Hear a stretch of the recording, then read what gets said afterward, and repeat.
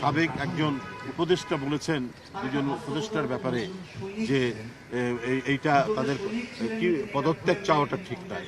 কিন্তু আমি যদি বলি যে অন্তর্বর্তীকালীন সরকার, এটা তো একটি তার যে বৈশিষ্ট্যটা হবে তো নিরপেক্ষ সরকার। এই সরকার যদি কোনো একটি বিশেষ রাজনৈতিক দল গঠন করার ক্ষেত্রে তাদেরকে কি বলে যে মানে পানি সিঞ্চন করে সে চারাগাছ থেকে মহিরুহিতে পরিণত করার দায়িত্ব তো অন্তর্বর্তীকালীন সরকারের নয়, বরং তারা নিরপেক্ষভাবে দায়িত্ব পালন করবে। তো সেই ক্ষেত্রে যদি কোনো উপদেষ্টা এই ঈদে জামা জুতো অ্যাক্সেসরিজের ডিসকাউন্ট, তিনি যদি এসপিকে টেলিফোন করে বলেন যে ওখানে বিএনপির লোকজন যারা আছে তাদেরকে গ্রেপ্তার করবেন, ওরা যেন কোনো অ্যাক্টিভিটিস করতে না পারে এবং অন্যান্য কার্যক্রম করতে না পারে, তো তখন তার বিরুদ্ধে পদত্যাগের দাবি উঠবে না? নিশ্চয়ই উঠবে। এবং চলমান সংকট ঘনীভূত করার জন্য আমরা শুনেছি এই সমস্ত উপদেষ্টারা তারা ভূমিকা পালন করছে।